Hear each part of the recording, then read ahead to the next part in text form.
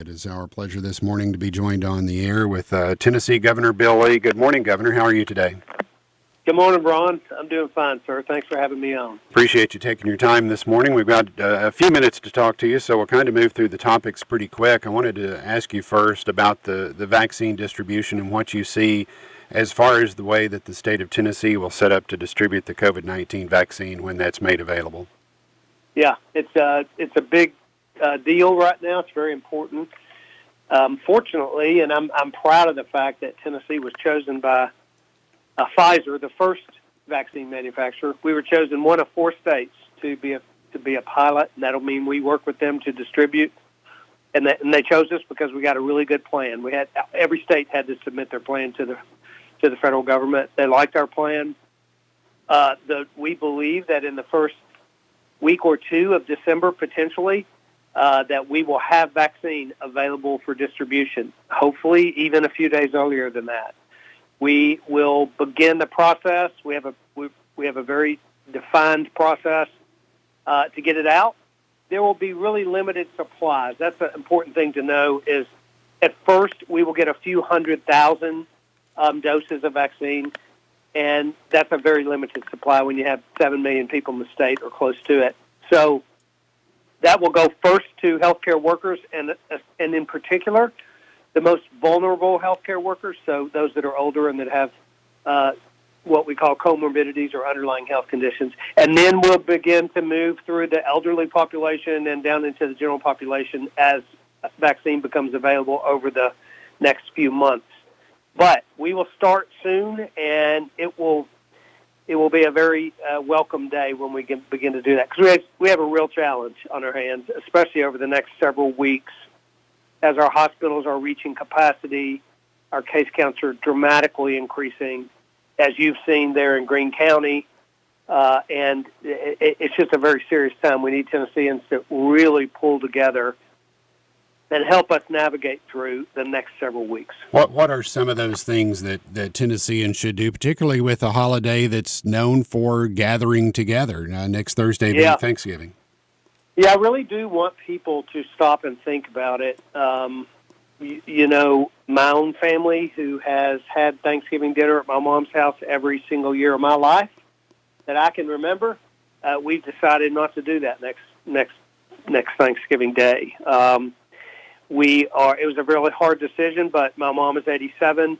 My siblings are all in their 60s, and it's just not smart. And we know that in a gathering of that many people, somebody is likely in this season of time right now, somebody is likely to have COVID, and we could all be exposed. So we're not going to do it. We're going to break up into little family units and do it, individually, and make sure that we all reach out to my mom, and we just got to do it different. People should think through how they do it. One of the things I would just remind people, and by the way, I'm not going to mandate how it ought to be done.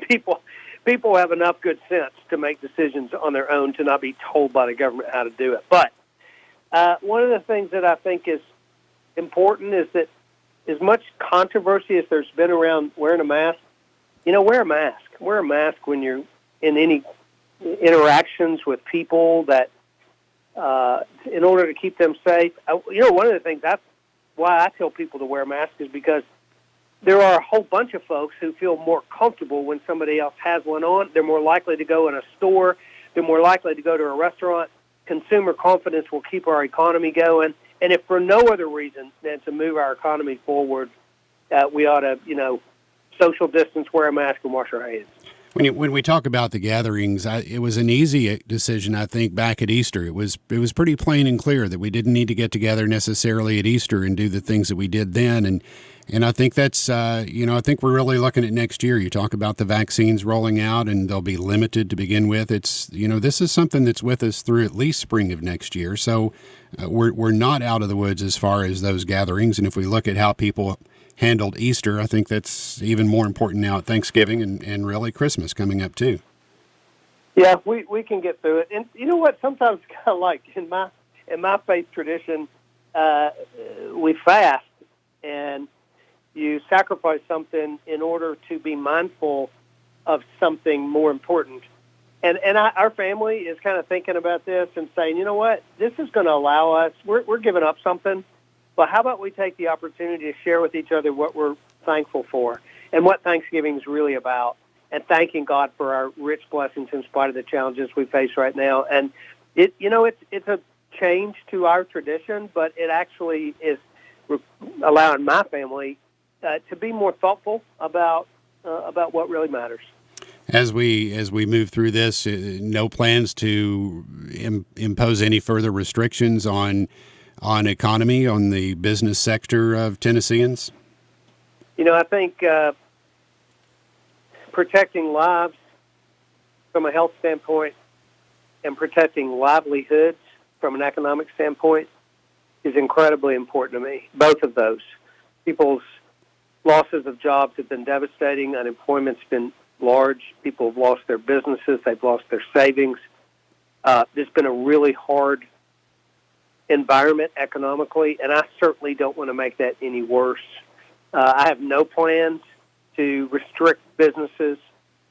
Shutting down the economy is not a good idea. It is something that you cannot do sustainably, and the short-term damage for the long-term gain is not appropriate. So I don't have any plans for that. But again, that's the other reason I say, hey guys, you want to keep our businesses open and keep people from being pressured to shut down economies.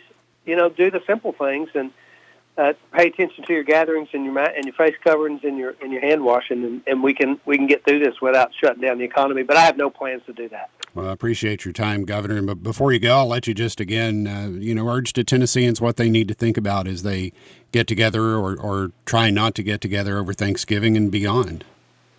Yeah, I think the main thing I would say to think about is how grateful we should be, in spite of the challenges our country faces, the seemingly toxicity some days of what you see on the news or what people are unhappy about or what they're frustrated about. We live in the greatest nation in the world. We live in a remarkable country, and those of us that live in Tennessee are ridiculously blessed. In Greene County, drive down the road and look at the scenery that you have and realize that you are very fortunate people. We have much to thank God for. That's what I hope people remind themselves of through this season, because God uses the most challenging days in our lives to bring about the greatest good. That's the way He works. It's been that way in my life, and probably everybody that's listening can attest to that. And we will get through this. We'll get through it together. We'll get through it without fighting. There's much more that we agree upon than disagree. Tennesseans are remarkable people. We will navigate our way through this, and we will see ourselves to the other side. And when we do, we'll be better people and a better prepared state for what comes ahead. But I'm a really hopeful guy. In the midst of what we're facing, I encourage people through this season, don't lose sight of the fact that we have much to be grateful for in the midst of this. But be careful, protect your neighbors, protect your elderly, family members.